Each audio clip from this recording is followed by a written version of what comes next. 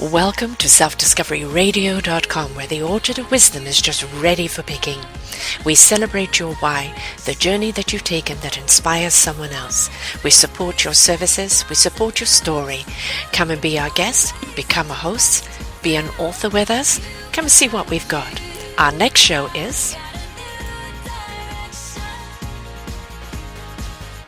Welcome back to Building Your Business. I'm your host, Sara, and I'm interviewing Jack Eagan. For part one, please go back to listening to last week's show. The show went on quite a while with so much wonderful information that I decided to break it up into two. I invite you to come back and listen to how we choose the hats that we wear and what hats to take off in any business that's going to drain us or stop us from moving forward. He's particularly talking about the movie industry, the Comic-Con, the editing and production, but it applies to all of our business and what we're doing today. So stay tuned for part two and do enjoy. So, this industry isn't for the lighthearted. It isn't for the people that feel insecure. It is for the people that are willing to learn, willing to grow, willing to try new things, maybe, be secure with 2 or 3 hats that they really feel good about being able to switch around and wear. But, knowing it's something that you got to put both feet forward and build your reputation, build your brand, and that it's a slow process. And there isn't a quick favor, quick fix. Yeah, exactly. Be willing to hand the hat off. And, there's enough praise to go around to everyone, right? Don't let your insecurity or ego get in the way. And that if it's an industry, that's pretty loyal to each other as well, when you've built that reputation, you've got that name, not just for the work that you do, for the person that you are, then you're going to get a hell of a lot more referrals and a lot more jobs. But there is no quick a route here. It is something you've got to be willing to plot at. Be dedicated to. I would say if you really want to, if you're just diehard, I want to be in this industry, make sure you see the film Fight Club and you pay attention to the scene where guys show up on the porch and get abused for a couple weeks, where everybody comes out on the porch and tells them, you're not good enough, you're stupid, you're ugly, you're whatever. And they hit them with a broom and they spit on them and they tell them to get out of here. And if they're still there after a week or two, they let them in. Right. Yes. Probably the best metaphor, because you better be prepared to, you're going to be cleaning up trash. You're going to be getting somebody coffee. You're going to be holding a cord all day. Don't talk back. Don't have an attitude about nothing should be beneath you. Yeah. Be thrilled that they asked you to hold a cord. Be thrilled that they asked you to run over and ask someone a question and bring that information back. Right. That you should be so excited to do all those things. I can't tell you how often I've heard investors and producers and UPMs and people who are doing the hiring saying, I would rather hire this guy who's hungry. Yes. And positive. Yeah. And positive, yeah. And flexible than deal with this guy that has a great record, except every time he's talking back to everybody. Right. Yeah, exactly. And, enthusiasm. Bring your enthusiasm. People want to be around enthusiasm. People willing to learn, willing to be flexible, willing to do things. You'll find your niche. You'll find your groove. But in the meantime, be amenable and be positive, because really, quite honestly, it's very stressful. In production. And so the more lighthearted you are and willing you are to be flexible and amenable, the lighter you're going to make the production. Yeah. And, there are different lives to choose. I have friends that work production crew stuff where they live like a nomad. They're going from production to production. And they really are, when they're working this job, they're talking to their friends and the people they work with on set going, what are we doing after this? What are we doing after this? They're home 2 months out of the year. They live out of a hotel. That is a choice. That's an option. There are people who say that I can't live that life, and they look for something else. I have a family. I have a daughter that she's a year and like a week so old. So and a puppy. I'm trying to stay home, and I have a puppy. I have a very annoying. Another kid. Our son. Yes. But you have to be willing to make those choices. You have to know that there will be sacrifice. You also have to know that the sacrifices will never end.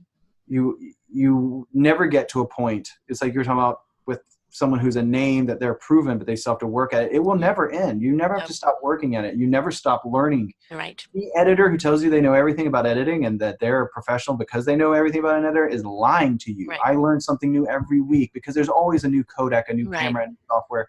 And if you're an actor, you're always honing your craft. You're always trying new things and trying to figure out how can I improve what I do. And I think but that's the thing for life, though. It doesn't matter what you're in. Don't rest on your laurels. There's When there are always people room who for want to work in a improvement. factory, you know, Right. they're like, I'm Yeah. happy if I can stand here and pull this Right. lever. The worker bees, we need them. That's perfectly all right. Awesome. You But know, and if you've chosen any of these industries, especially as an entrepreneur or a freelancer, you have got to be able to be willing to walk the walk and understand that there are always things to learn, always redirects, sure. always self-improvement. Don't beat yourself up because last year you did it that way and it sucked. This year you can do it better because you learned from last year. And it's Yeah. constantly evolving. And, and understanding that it's not a job, it's a chosen path that you're willing to walk. And then, Yeah. sometimes there's an uphill climb, sometimes there's a roly-poly down the hill, but Sometimes you got to most of change the time it's path. a great deal of fun. Yeah. Yeah. Well, and a good example is the show to bring up issues with is a documentary show that we're doing that's all interview based. It's the whole idea is that we're locking cameras down in certain positions and filming what's happening, and we're keeping that very simple. Yes. That's the first show like that I've ever produced. Mm-hmm. And it's because I spent so much time producing features and trying to do these big creative productions where I wanted stunts and I wanted explosions and I wanted to kind of push those limits.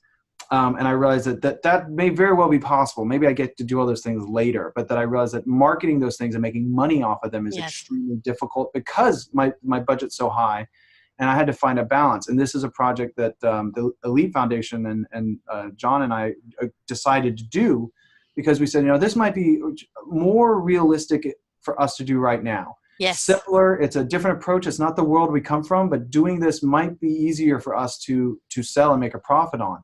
And if we can do that, then we can merge into other things and do other things. And some of that came from the fact that I had merged into being a studio manager. I'd become a studio manager and working on the distribution side, working with a global distribution house. I saw things from a different point of view. Right. I was a part of different types of productions. And so I started thinking about, how can I, take what I've learned and apply it to what I want to do and do it better. And that also came down to a point of we said this will be about comics. Like we're going to focus on comic creators for issues with, because we kept finding ourselves, we'd gotten better and we were doing things that were making everybody money. And John was doing all sorts of investments and other things. He's always making money. But I had done all these other things. But even if the things that I was doing made money, I was becoming more and more unhappy. Right. And it was because I had found a place where I could make money, but I had to do things that I didn't care for. Right. Sometimes we were literally filming something and the person that was being interviewed or the show that they were appearing on, they said something that I didn't want to be a part of, literally. Right. Yes.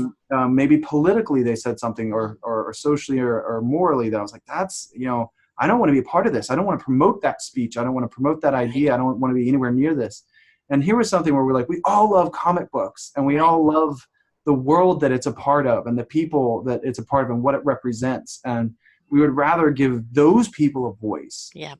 And it was a chance where we saw that we could hire some younger people, some people that maybe were still getting their feet wet. And we said, that's okay because we can hire them on these jobs and there's less of a chance of them screwing it up. Right. And we can give them some freedom to try new things and employ them.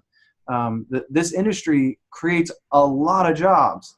Like I said, there are carpenters, there are, plumbers, there are electricians, there are so many jobs that get created when a film happens. And we won't go, maybe on another show, we'll talk about the politics of film and the film industry in North Carolina specifically. But that's something that I think you can't really calculate. When do you start counting the jobs that it's created? The writer that wrote it, is he the first job because he's the first guy that got paid for that concept? Or what about the waitress that he sat in her section every day while he worked on the script for a year and he tipped her all the time? Like, when do you start to count this? The J.K. Rowling, sitting in one place and wrote the whole books on paper, Or you wait until they hire their first actor. Is that the real first? No, I think it's from the seed of imagination, and all that to inspire it, my network here, selfdiscoveryradiotv.com, is all about interviewing people. I say ordinary people doing extraordinary things. Right. And I've interviewed people. I had one yesterday, Rob Shear, a foster child, now has adopted parents, the journey that he's taken. And I've, just done my third show with him and watching the the evolution of his Mhm. journey and the impact that he's had and the people that he's affected from it, and being able to interview him on those steps has just Mhm. been absolutely extraordinary. And so, it's, yes, let's talk about the struggle, but let's talk about how you got through it and who you became because of it and how it helps other people on their life's Mhm. journey. So, this is my platform with what I do, and I do it at the best I can. But for me, as you mentioned earlier, it's the content. And if you Yeah. get stuck about, this technical or that technical, how about you listen to the wisdom? Because there's so much to be inspired by here that is an invitation for you to walk and apply to your own life. I mean, isn't that ultimately what any form of production is about? Yeah. Inspiring Any you, job, any connecting with entrepreneurial you. or Yeah. business. Yeah. Yes. Yeah. So it's, when you do something because it is your calling, your passion, your purpose, you really, I mean, you might be able to do something else within the realm, but this is who you are, what you are. You can't be anything else. But because of that, this is the truth that you're always going to bring to Right. everything that you do. And it's funny because you always hear these, maybe just more even so because of the internet. You see all these little blurps about you didn't realize all the hard things this person went through, the hardships of this actor's Yes. youth, of this director, of this, and entrepreneurs of any business. You often see those things. And why do people love those stories? They love it because somebody went through something awful and had every right to be angry, had every Right. right to be negative, had every right to give up, more so than anybody, and they didn't. Right. And that's the story people always love. And there's a Yes. reason. It's because they recognize often that they haven't been strong enough to do that, or they want to be strong enough to do that, or they relate because they went through those things. Listen, if they can do that, so can I. So can I. And I that's one of the things that's wonderful about those issues. Yes. I'm being totally honest that when we did some of these interviews with comic book creators, I expected a lot of jokes. Mm. I work for Marvel, so I'm going to bash DC. I work for DC, so I'm going to bash Marvel, or whatever, or making jokes about the movies. And it is probably 1% of the actual interview. Usually the interview comes down to them talking about, I was dealing with something really hard. I really didn't think I could get this job. I didn't think I could be this person. Or my family life was awful. They get into all this stuff that's everyone can relate to. And at the end of it, they say, but there was this one person who told me it was okay, literally, to go after my dreams. Or there's someone like Stan Lee, Yeah. who, again, I bring him up because he just passed away. But it is amazing how many people will immediately say, I knew who Stan Lee was because of his work. I read Yeah. his work, and his stories almost always are about there's no good or evil. You make a choice. Either the Yes. things you go through make you a bad person because you choose to let them make you negative, Yes. and you start saying no to everything and you don't even try because, Right. or you choose to be the hero. You choose Right. to go after your dreams. You choose to keep being positive and help other people even though no one ever helped you, or it feels that way. And that was incredible to me. There are people who sat down that they, I did some My Little Pony, comics and stuff. And you're like, oh, this is gonna be hilarious. And they go, if it wasn't for my wife, I wouldn't be here today. And that's what they want to talk about. Yes. And you're like, oh, wow, there's a connection of just constant. If you really want to do something you love, there are people who are okay doing a job because it pays the bills, and what they love is not working, and it never will No. be. But if you're someone who wants to do what you love, it's always comes down to being prepared or willing for the sacrifices when they happen, and the willingness to let go of the negative, of the bad things that have happened to you, or finding a way to twist that energy Yes. and make it something good. And being true to it. I mean, you're always going to have the naysayers. You're always going to have somebody who say, oh, but you're not this and you're not that. You didn't do that, and it's like, that's your issue. Yeah. Well, I'm trying. I'm Mm-hmm. doing, and I will get better the more I do. Will it ever be up to your perfect standard? Probably Maybe not. not. Yeah. But also anything that is the content is never going to reach you because you're not open to receive. Yeah. Right?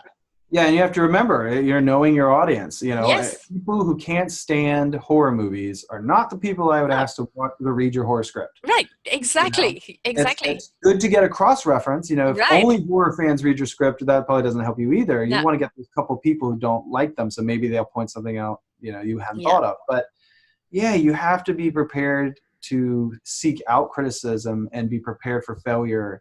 You see a lot of writers specifically talk about, you're not really a writer if you don't have a folder of rejection letters, because that's what makes you a writer, really a successful professional writer, is that you keep plugging away at it. And when people send you rejection letters, you often are very organized about, they were with this publishing company, they had this background, they said no because. So either I fix the problem and try them again, or I move on and I make a new list, make sure they're not on it, and start with somebody new. Never give up and never give in. That's the thing, is if you're really driven by something, and I've had numerous naysayers in doing this, what are your credentials? I said, what's the credentials got to do? I'm interviewing people with the credentials. It's Right. about content. It's about what you take away from it. It's your choice what you take away from what I present. Right. And that's like a piece of art, like any production. You get people talking about it. Somebody gets this from it. Somebody gets that from it. All I'm doing is presenting. It's up to you what you get from it. That's your free will. That's your choice. That's how it spoke to you. Yeah. And it's, the thing is, as you pointed out, the person with the perfect script and holding on to it tight, or, it's not ready yet.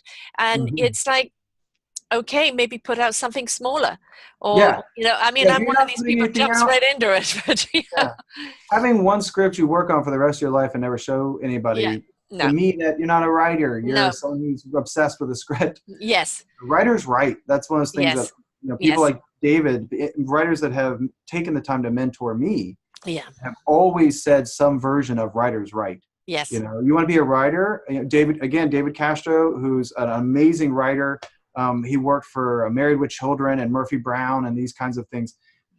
Unbelievably hospitable to new writers. So willing to work with people and to read their scripts and give them notes. And he does it for a living, but he finds people that he believes in and does it for free. And he has always said, if you want to be a writer, 90% of it is your butt in the chair. Yes. Every day you better be putting your butt in a chair, sitting down at your typewriter, your computer, your laptop, your pen and paper, whatever, and write. And if you sit there for 4 hours every day, write nothing, but you go, I'm trying to do something. What should I write? What should I write? At least after a week, eventually you'll get a sentence. Yeah. And you'll learn from that. Like, man, for instance, you might learn, I am way too obsessive. I need to just start by getting something on paper. Yeah. And, find an arena. I mean, my brother is an author. And, for him, it's taking the notepad with the pen, going for a walk, stopping at a cup of coffee, something inspiring him. And then when it gets to it's written out by paper and he gets to diligently sit at the computer and start writing, that's when the discipline really comes in. But he allows his creative process to come first. What's your creative process? How have you opened the door to it? What do you need to do for that door to open? Right? It's but step into something. Don't just be waiting for it to come to you. Go seek it. Yeah, it's funny because, like, the topic, so to speak, here is don't be a jack of all trades. And I am so guilty of that. I mean, I've been talking to people where they start looking at me like, I'll say, whoa, well, I did stand-up comedy for a period of time. And people go, okay, so you've done stand-up comedy, you've done some writing, you did practical effects, so you're like, you've done all these things. Have you taken anything seriously yet? Yeah. and there is a little bit of, there has to be some experimentation to be a whole person. Right. You have to experiment in life. But whatever your job is or whatever it is you want to do, there has to be some experimentation, and know that sometimes that the things that will make you improve the most could be totally unexpected. When I always wrote on the dark side. I was one of those people I literally started writing before I could write a word. I was a child that had horrible dyslexia and had all these issues when it came to reading and writing and learning. They call them learning differences now, but when I was growing up, as a learning disability. And I was like 7 years old and I realized I couldn't read or write anything. I've been faking it. But I had journals. I had composition notebooks where I was like making these symbols and trying to write stories. And that process of going into being a stand-up comedian made me rethink what kind of things I could write. As a child, I always wrote dark things. I read ghost stories. I loved scary stories and more scary stories to tell in the dark, and that series of books. That was what I've always gravitated towards. I was known as a horror guy before I ever made a horror film. And people who've asked about the films I've directed always seem to assume I'm a horror guy. I did practical effects, I guess, so they assume you must want to only make zombie movies or something. And I had assumed that almost because they put that on me. Right. And once someone, who had been a comedian, and was mentoring me as a writer, David, said, you should come do some stand-up. Like, you're a funny guy, like, and not just being a funny guy makes you a comedian, but he's like, you have an ability to perform a little bit. I think you'd be surprised. And I did it, and I was very actually successful at it. I very quickly got offered a reoccurring gig. They gave me 50% of the door, free drinks at the bar. I was doing stand-up comedy and making money at it. And I walked away from it because when you start being good and enough that people want to come and see you again, they know your jokes. And I realized I could spend all the time in the world coming with an act and it would do pretty well. But if I had to come up with another act very quickly, it was really hard to keep doing that. And but the experience left me going, maybe it's time to try writing something else. Right. And that really, you have to do those things to remind yourself to try, even when you feel like, oh, I always try new things. But when was the last time you did it? Or have you gotten sort of complacent and assuming that, oh, I'm a free spirit and I always try new things? But it can be really easy to go 2-3 years and go, you know what, though, I actually haven't tried anything really all that different or new. Right. And that led me to, I've done like kids content, which I never had thought about. And I ended up being an editor for a kids show, and we started talking more and more, and the creator was taking my advice and said, I want you to come on as a producer. And I found myself really suddenly in depth in the deep waters of children's content, even going to film markets for children's content and meeting people from Nickelodeon and YouTube and PBS and the people who are buying up this content. And I found myself in this whole other world, and it would have never happened if I hadn't opened myself up to some new options. It's so easy to kind of pigeonhole yourself because people approach you a certain way. If everybody keeps talking to you about, oh, you're a horror guy, you like horror, you start thinking, yeah, I'm a horror guy, I must only like horror. Maybe that's all I am. I'm just this horror person. Right. You have to remind yourself to check yourself. Well, we've said this show is about don't be a jack of all trades. And the thing is that, but dabble in as many trades as you can to find out which hat fits. Right? Yeah. I've done numerous things, and I keep trying different things here. I'm about to launch into a whole new escapade here. I'm actually going to be working with a gamer, which I don't do, but I'm bringing my expertise. I suppose I look at life as a game, right? But I'm bringing my expertise to his platform, right? Which he knows very well. And that's the thing is, don't stay in one rut. Now, my main hat is interviewing, is Self-Discovery Radio TV. Right. It is what we stand for here. But, I've branched out into the MPO, Self-Discovery community. I'm working with a gamer on a whole conscious risen game. I'm doing documentaries and stories that need to be told. But it's all within the core foundation of who I am, what I stand for, and what we're presenting. I'm just diversifying how I present it. So you need so many hats on in your life to find out which is your main hat, and then how you can actually branch out from there. Well, I think we would maybe need to specify in our definition of the topic that when we talk about not wearing too many hats, we're really talking about in your professional world. Yes. In your job, but life experience yes means really that you are opening up and trying different things and becoming more self-aware. And the more self-aware you are, the better you will be at discovering what hat you're actually good at. Because like I said, I've met a lot of people that come to me looking for a job or looking for advice, and I tell them, well, let's talk about what you've done, what you want to do, what you think you're good at, and then let me go through and tell you what you're actually good at. Right. Because often you get so obsessed with what you want to do that you don't realize the thing that maybe you really are born to do, because it is a little more natural. You're just talented at doing blank. There's a local producer I work with. I've known for a long time, and she always wanted to be this producer. She wanted to make movies. She wanted to direct, and she wanted to produce her own things, and that was her focus. And she basically has told me recently, she's like, all I do now is casting. I casted a few things, acted as casting director a couple times, did it really well, and now people just keep coming back to me. People I could have never worked with. I know these names. These are famous people. These are famous productions, famous companies who are coming to me going, you're a great casting director. We really want you. And suddenly you find yourself in a position where something you never thought of is so gratifying. Yes. Because you're good at it. Right. Being good at something and getting to do it is so special. And a lot of people don't ever experience it because they're so focused on the thing they want to do. Or they also sell themselves short and they don't think they can. Yeah. So, Yeah. oh, I can only do that. I could never do that. And the thing Mhm. is like, don't jump into that without taking the steps. But, Sure. you can aim for that. But along the way, you really truly find the direction you're meant to go in. Yeah. Right? Yeah. And, there's a certain bit of weeding it out. You try it, you do what Yeah. you can. And all of it is wonderful knowledge that you gain along the way, even if it's like, I don't like that or don't do it that It's not a way. That's waste. still It's not a knowledge. mistake. Yeah. Yeah. It's not a Yeah. mistake. No. Bob Ross, the painter, he always will say, if you're painting something and you do something you didn't mean to, it's not a mistake. No. He'll just make that a happy little tree. Right. Exactly. And that you have to take those things and go, that's okay. I've unfortunately, because I was the senior editor and the manager of this studio, a lot of the people who came in were interns or students, or they just got out of school and they have this weight on them because they've paid for school. Yes. I paid all this money to become an editor. I need a job as an editor. I'll intern. I don't want to intern. Mm-hmm. It doesn't pay anything. It doesn't pay much, but I'll do it. And they start doing those first steps. And they're like, they got that weight of all that. And then they sit down and they kind of realize very quickly what an editor's life is really like. I mean, it's so much this is my world that we're looking at right now. If there's anyone who sees me on a daily basis, it's my computer. Right. This is what it sees. What 90% will of the see. week. Mm-hmm. I'm sitting in this chair going, click, click.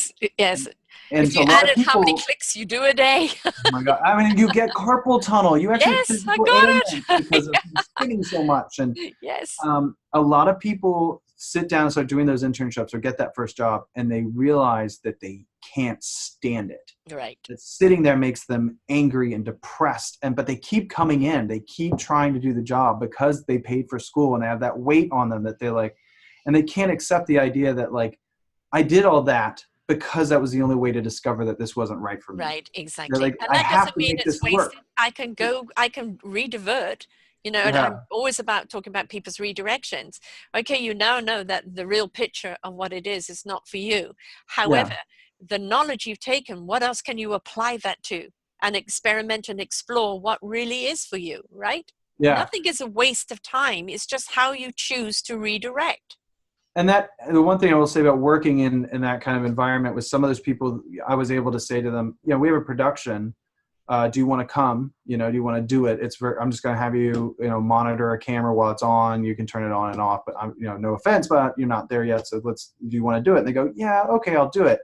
And they start doing it more and more. And they start realizing they're like, I would have never tried being on camera if I hadn't started working for you as an editor.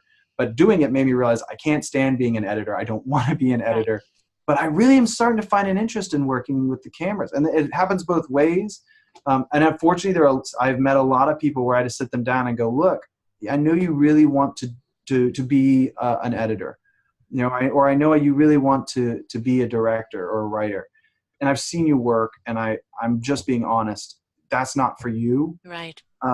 You don't like it. You're not happy while you're doing it, and your product is no good. Yeah. I wouldn't buy it, But I see real strength in you as an editor, maybe, or as a visual effects person or something else. And I really would encourage you to try some area, and maybe just being an editor isn't it. Maybe there's some form, try music. You could go be working the switcher on live events because you love music, whatever. And that can be so hard to hear sometimes because they think you're just that naysayer that we talked about before. The person is just being negative. Life is tough. You got to make decisions. You have to follow your gut, and people will. You've got to be able to face rejection, Yes, and you're going to get it. But it's like, what do you do with it? What do you do with that rejection? Is it somebody just being nasty, like the naysayer, or is it somebody being productive and saying, stop wasting your time, redirect yourself somewhere else? Yeah, and it's something that, especially with schools, I met a lot of people who would come to me and say, I'm thinking of going to film school, but it's going to cost so much. And this is what I want to do. What do you think I should do? And sometimes I tell them, like, don't go to school yet. Maybe never go to school. Maybe start by volunteering and do the grunt work and just get offer to do it for free, just so you can find out if that's right for you. And be very, film schools don't like me, I suspect. I've spoken at schools and then not gotten invited back. And I suspect it's because sometimes I'm very blunt about the fact that I went to I went to college and minored in film because they didn't have a film major at the time, and I absolutely loved it. And quite often I find that I know a lot more about the history of film than other people because I took so much interest in my studies. But I probably spent 5 or 6 years after school learning the things I really needed to know to get a job in the film industry or to make my first short films or projects. Because a lot of what you need in this industry is a trade. You can't really learn it unless you're there and doing it. Right. And if you do go to school, understand that you don't go to any film school, pay them to teach you. You pay them to give you exposure to what you need to teach yourself. Yes. You can go to the best film school in the world, and that's great. But if you don't, when they say, by the way, there's a editing lab, there's a camera lab, there's a department you can go to on your own and rent or check out that stuff in your free time. If you come in early, I'm willing to show you something. If you don't do all the extra stuff, you're going to leave film school with no way of getting an actual job, because everything you will learn will just be the stuff in the book. It's all just theory. And I was that guy. I knew the code to get into the building I wasn't supposed to have access to after 8 p.m. I knew the code to get into the editing lab. When the janitor caught me, and was like, "You're not supposed to be here at night. What are you doing?" I'm like, "I'm just trying to learn a little more on Final Cut Pro or whatever." I got to be friends with him. I started bringing him a bottle of whiskey because he very clearly was happy to take a little bottle of whiskey and forget I was there. He even started putting gum in the door so it wouldn't lock at night for me. And I took the extra time. They said, in this class, you're going to make 2 short films, by the end of the year. If you only make 2 short films, in my mind, you're a failure. You're being lazy and you're not getting your education, that what you're really paying for. If they say you can make 2 films, you should be ready to make 4 films. You should try to make more than what they request. You should harass your professor into giving you extra time or extra advice or whatever. I had a professor who literally, more than one professor, if I'm really being honest, that literally created a max limit. Most professors say, I need you to write a paper. It has to be at least 3 pages long on this topic. And I would bring in papers, so much longer than what they asked for, that they started giving a max limit. They'd say, your paper needs to be 3 pages long. And they'd look at me and be like, and no more than 5 pages. And I mean it, Jack. And I'd go, okay, I'm sorry. But that last topic was so interesting. I had to write the 25-page paper I turned in, and I had professors and mentors and people that give, if I have to give a reference, I can put them down as a reference. And they would say openly, Jack wasn't the best student. He wasn't the guy nailing an A every time, because a lot of time he had an A work, but he would maybe turn it in the next day a little late because he was putting in more effort. I'd ask for 5 pages. He gave me 15. He could have turned in 10 on time, but he gathered as much knowledge. He spent the extra time. I found him in the lab when he wasn't supposed to be there, and we had to deduct points. But by the end of the year, I realized he was, I've had them say, I don't want to sound like I'm boasting, but they would say, he's the class pet. He's the teacher's pet. He's my best student. He's because my you were favorite hungry for the knowledge. Yeah, and because I enjoyed it, and I was doing it out of a hard passion. I have a hard passion for film, period, for cinema. I've studied, films from every different culture, every different time, and I love to know the behind-the-scenes story of why this film was made and what affected the people who made it, and the different styles from different cultures and different regions and different people, and understand. I went out and became a projectionist because I knew digital was taking over, and I had friends who worked and owned theaters, and they told me, it's going to end. There will be no film projectionist one day, very soon. And I went, oh my God, I've never gotten to be a projectionist. I'm going to go do it just so I can say I've done it, and just to touch the film, just to be there. Because I'd done editing of film, and I had even developed film as a photographer. But, take those experiences, work the extra 2 jobs, and nothing is a mistake. It all goes into who you are. It all becomes experience you can draw from, colors in your palette, and I can't encourage people enough to try those different things. You want to be a writer, what are you going to write about? How are you going to write characters well if you have no idea what it's like to be them? Go out and get a couple different jobs. Try being a cook, try being a garbage delivery person. Try those things. If someone says to you, hey, I have a bar, if you could fill in for me sometime, yeah, I'll do it, because why not? At least now you know what it's like to run back bar. Do it for a night, do it for a month. and never regret those extra weird jobs you do, even if you didn't like them. Just don't keep a job that makes you miserable. When you Right, do something that exactly. makes you unhappy, you need to find a way out. Sometimes you have to wait and keep looking for other jobs and bide your time, but at some point you have to balance that. You have to come home and be able to look yourself in the mirror and be happy. If you can't do that, you're not going to be good at anything. You're not going to succeed. You won't do anything, if it doesn't come from what you love, you're never going to love what you do.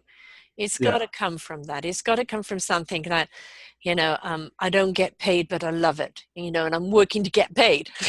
Yeah. But I will still do it because I love it. It's the beingness, it's the you-ness, it's something you just have to do. And, I think it's the experimenting of the hats.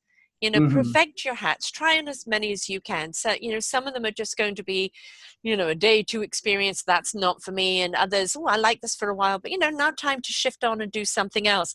And then you're going to come to those 2 or 3 hats that you wear well, and this is where you want to stay. And check But, yourself in the mirror and how this yes, hat's fitting, and learn to yes, be self-aware. It's very easy to become convinced yes, of something being true, and then you only seek things that back up that pre-decided truth. You have to be willing to look at what you've done and know what a mistake is. And right, in terms of, I shouldn't have stayed at that job that long. I was right, miserable there. I very much had the experience of those same journals I talked about before that I wrote as a kid, because once I did learn how to write, I did keep writing in journals. I had my parents somewhere had boxes of composition notebooks, those little black and white. mm-hmm, So I wrote everything you can think of, ideas and sketches. And mm-hmm, I saw this yesterday, and little short stories and whatever. But at some point while I was in college, I was struggling with, what do I want to do? mm, And I had a passion and a lot of experience cooking. There were things that seemed to make a lot of sense for me. And I really hadn't taken seriously film, actually. I was always trying to be realistic. What in the film world could I do that was sort of kind of that, but not yes, that, that would be secure, a good secure job, and a realistic job. And I actually was visiting my parents and kind of trying to process that. And I may literally been at the point where I was trying to pick a major. I don't recall what year it was, but I picked up some of these notebooks that were still in my bedroom closet at home. And I think maybe my mother had said, like, we're getting rid of your stuff. We want a guest room. We don't want mm-hmm, your kids' room. So I was like going through these notebooks and flipping through things, and I actually found a sort of a something where the teacher said, everybody go home and write about blank. And it said it at the top, write about what you want to do when you grow up. And in this I had just really started to learn to write. It was definitely not up to par with my age group at the time. And it was a little hard to read. Was this very concise response. It was one of the shortest things written in the whole composition notebook. And I read it, and it said, I want to tell stories when I get older, and I don't care how. Maybe I'll paint, maybe I'll write, maybe I'll do all those things, but I think I'll make movies, because movies seem like the best way to tell a story. And I read that and instantly knew. I was like, who is this kid? This kid right, knew exactly what he wanted to do. exactly. What happened to him? Don't deny Where that did, kid. Mm-hmm. where did he go? Yeah, Why? Where can I get him here now? Because yeah, there's a couple other things I'd like to ask. But that became actually literally the driving force behind every decision I've ever made since. I coined immediately the motto for myself of, I am a storyteller by any media necessary. right, And I started putting it on my business card, and I started saying it proudly. And people would go, Jack, you've done practical effects, and you've done producing, and you do writing. You do too much. You need to pick something. And I said, I have picked something. I'm a storyteller. And as long as you pay me to do practical effects and cut someone's face off and blow up a car, and that's how I'm telling stories, I'll keep right, doing it. And when you start yes, paying me to produce, I'll produce. And when, if you want to pay me to tell a story in some new form, through some new media, if my paintings sell, I'll keep selling paintings. I'll have hobbies, but that will become my job. right, That's when I started making moves that really started getting me somewhere, because I knew finally, what I wanted to do. but it was something I actually had always known I wanted to do. And I think that's very hard for people. People get wrapped up in, I want to be Oh, yeah. famous. I want to do whatever. I mean, as a child growing up, there was nothing much expected of me because I was a sickly kid. So kind of, never finished school, never got really involved in anything. But, I was a storyteller. I was always a storyteller. I didn't necessarily write it. I spoke it. Mm-hmm. And when I was at boarding school, I was dormitory monitor, and the kids wouldn't go to sleep unless I told a story. And so I was always telling stories, and then always having to go and do 200 lines because I spoke after lights out, right? But it was something that was already there, but I didn't know I was a storyteller. Right. I've always been that spiritual counselor. It's something that's always been me. Doesn't matter what else I've done. That's always been integrated in what I do. So I think when you discover who you really are and what your core is, what your core message is, your core passion, then all the things that you've tried along the way are just kind of little skills or tools or information you've picked up, The to colors put in in the your kit. palette. Yeah, exactly.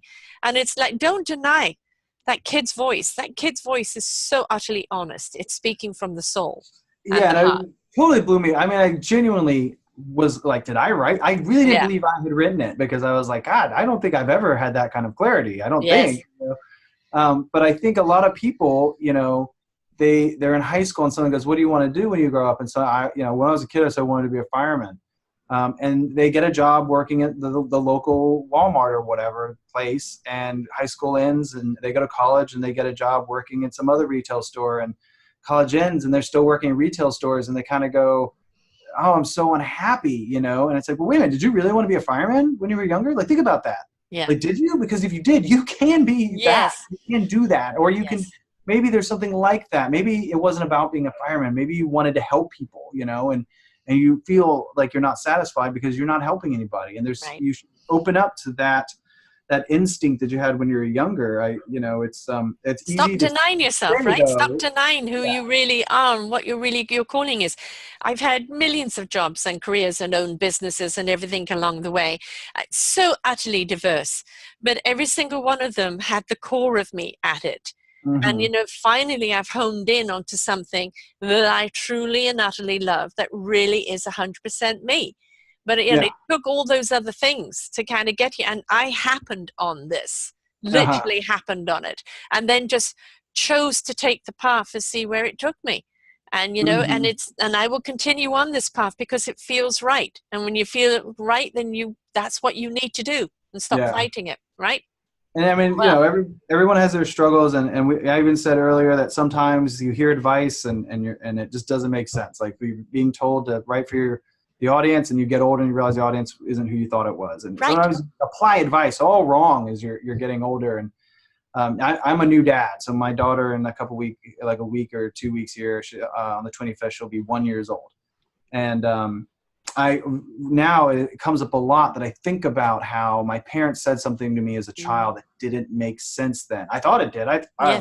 Oh, what you're saying is so obvious. And then you get older and you realize, like, how do I explain that to my daughter, though, more successfully, where they can understand what I know now, But the best part of her journey is to maybe have those words in her head, but for her to discover the meaning on her later, life's journey. on her own. Yeah. Yes. It's interesting because I start realizing, all the things that really added up that weren't in my control. I realized really quickly around college or right after college how lucky I had been, that my parents were who they were, because I had been a pretty bad kid. I was that guy that I hit the teenage years and I just got in so much trouble all the time. And I probably made them so unhappy sometimes, so sad and so whatever, angry.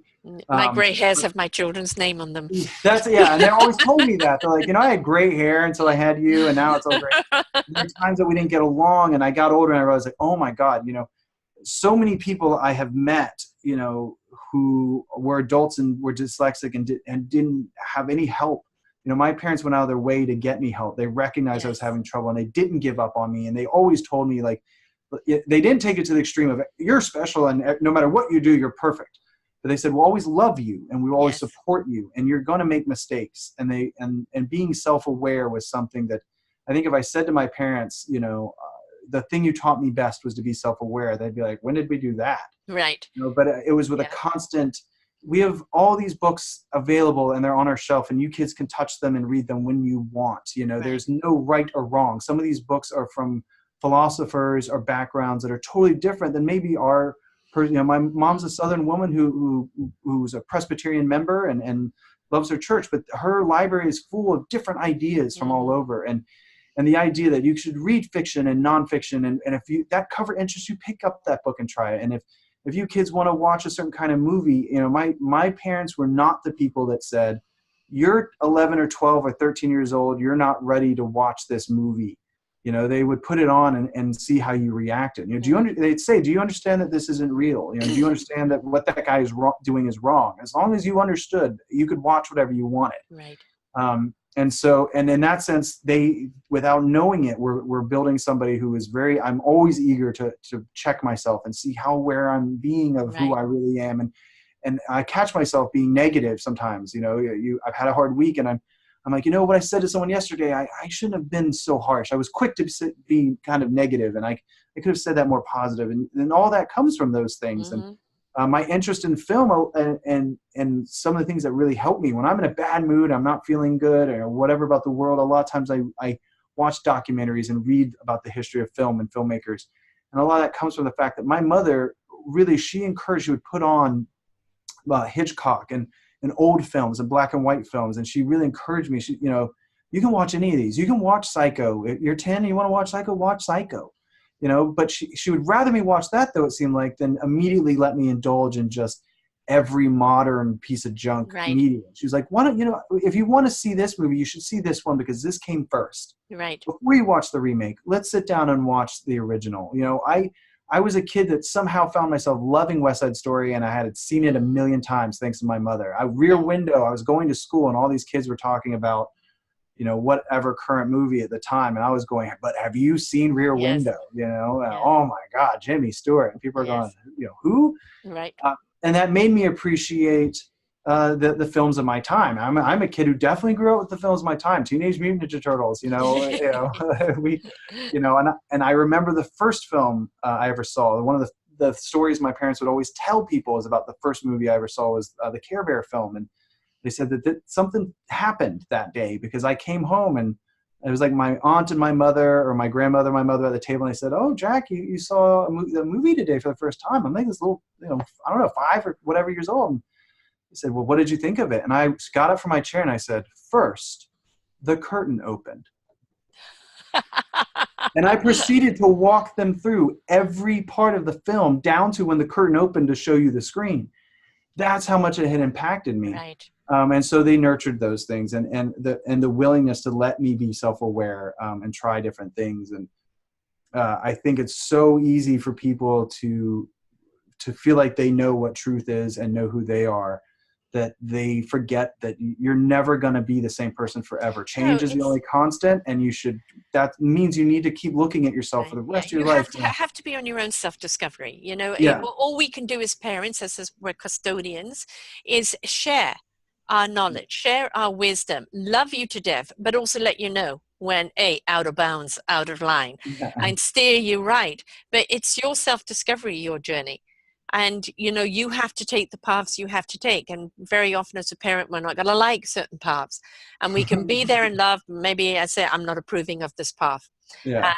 But the thing is we learn from our children. And if we're willing to be open and learn from our kids, we actually discover things about ourselves that we never saw.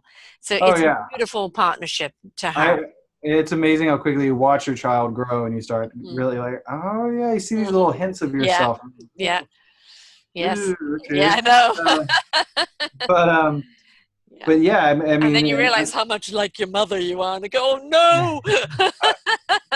My wife would chime in so hard right now. You don't know this guy.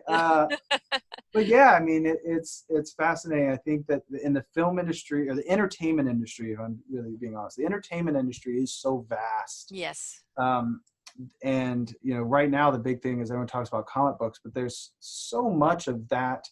Sort of these things that people look down on and don't take seriously. Video games, these kids in their video games, and you're like, yeah, but actually Raleigh, Durham, Chapel Hill, this triangle right here is like the hub for the video game world. And I can tell you that is big money. That is a serious business, and they are not messing around. No. And the It's a people who bigger play the business than games actually the are the movie people industry who as far make as them. money is making. Yeah. It's huge. It's ridiculous. And there are people from the film world that have suddenly found themselves in the video game world and vice versa.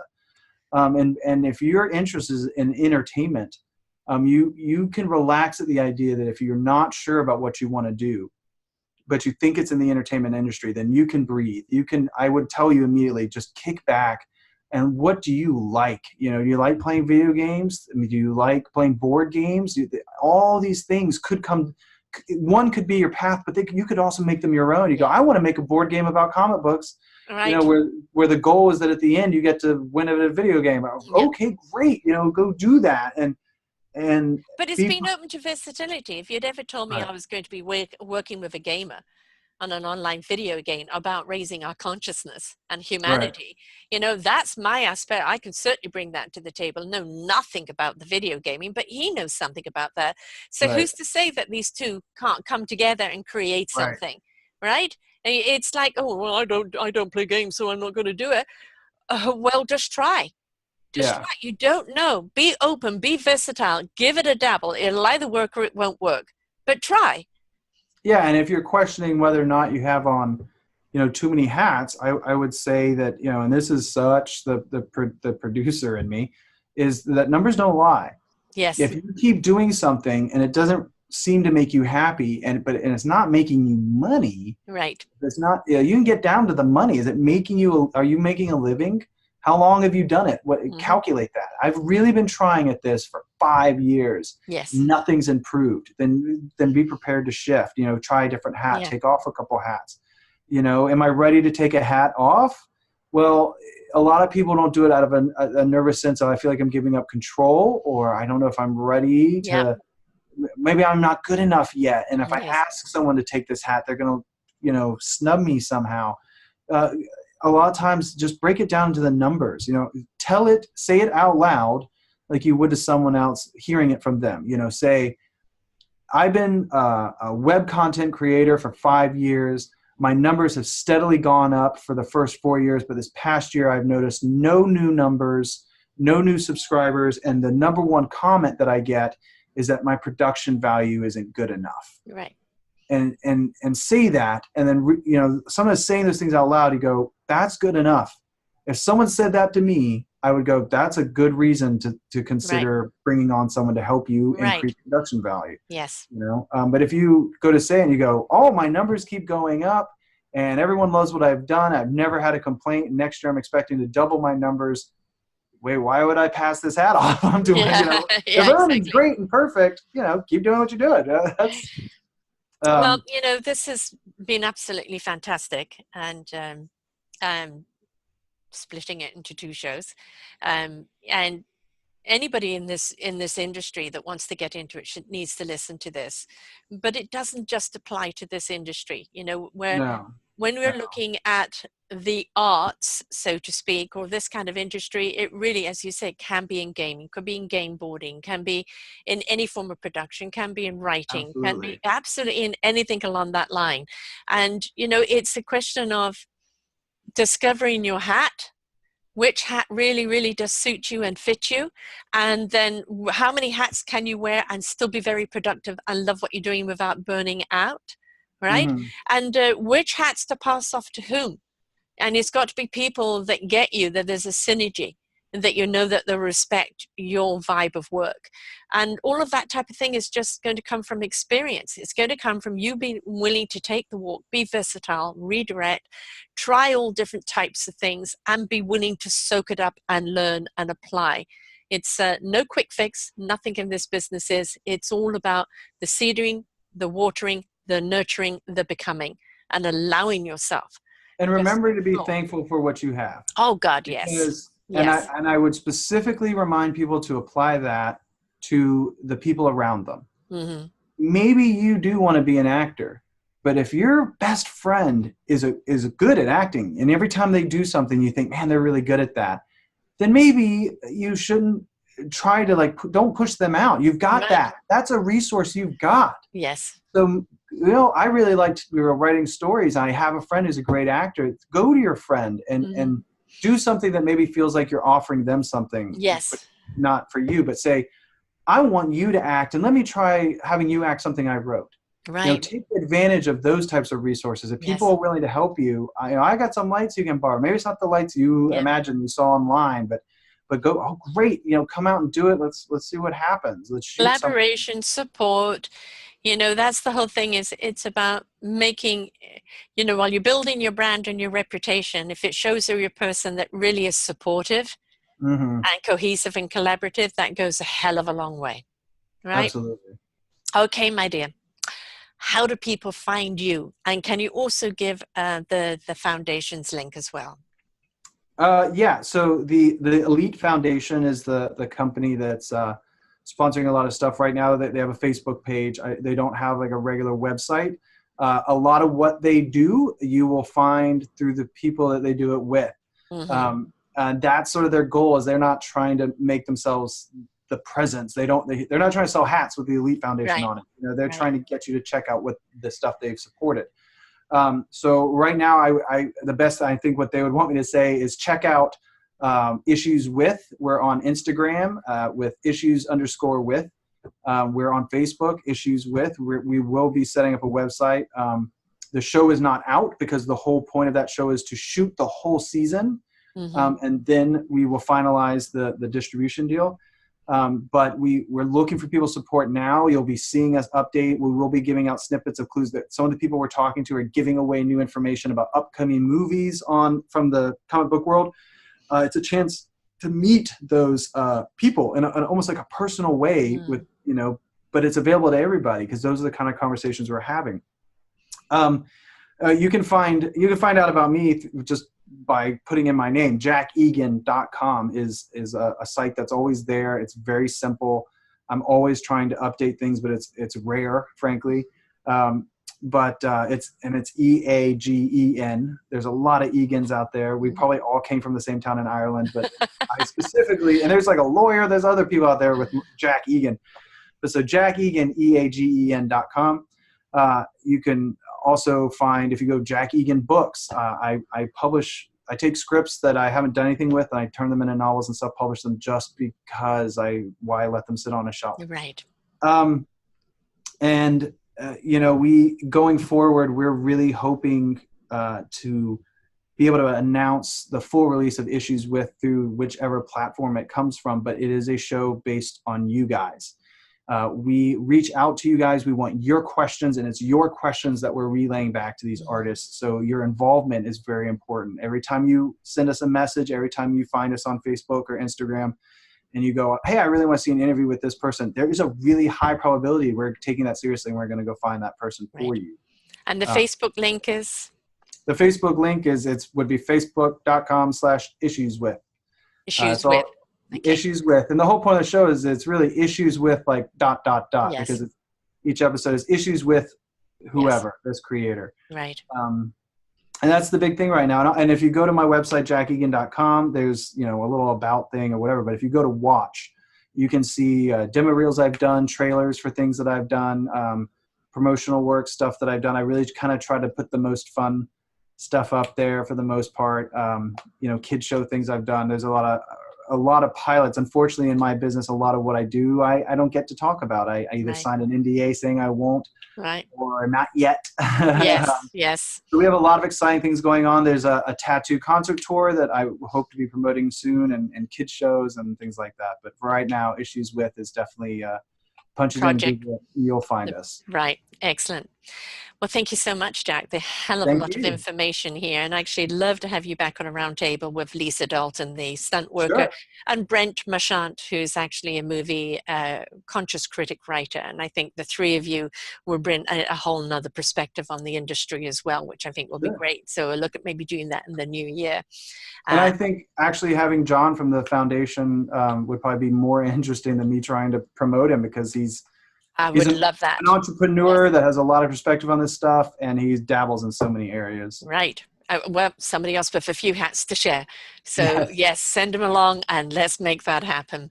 So definitely. So thank you so much. Thank I'm you. mindful of information here that you are going to see it has been split into 2 shows because there's so much information here. And if Part you are one. thinking of going into this industry, you have got to listen to these shows. All right, folks. So bye for now. Until next time. For more wonderful shows like this, please go to selfdiscoveryradio.com, podcasts, and see our lineup. And if you wish to support us, we have a funded button. Please stay tuned for our next show.